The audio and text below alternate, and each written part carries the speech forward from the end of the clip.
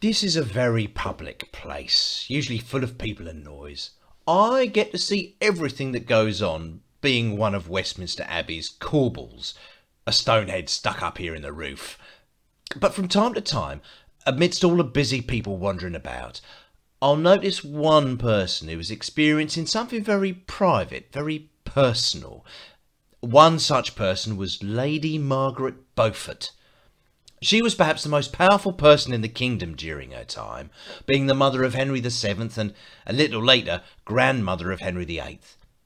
She was very close to the abbey and everything that happened here, and paid the monks who lived here to pray for her while she was alive, and just to be on the safe side, she also gave them a load of money to carry on praying for her once she died. This is her private prayer book. It's quite small, so she could carry it about with her. In it, there are prayers that focus on her favourite saints. Let me tell you something else about Lady Margaret.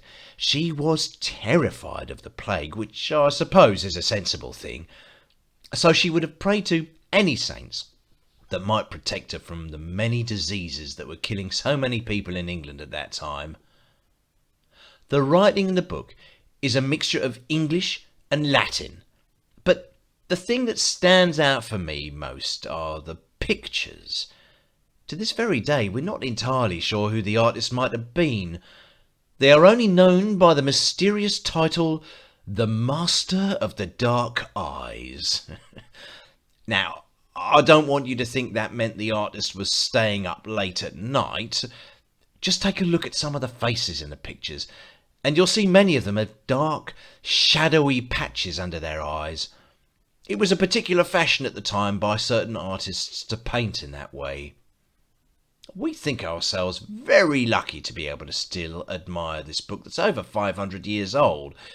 And that's because books containing pictures of saints would have been lost or destroyed when Lady Margaret's grandson, Henry VIII, dissolved the monasteries.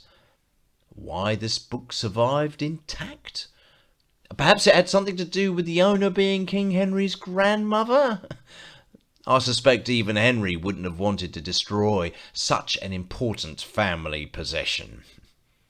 And how did this book end up in the Abbey today?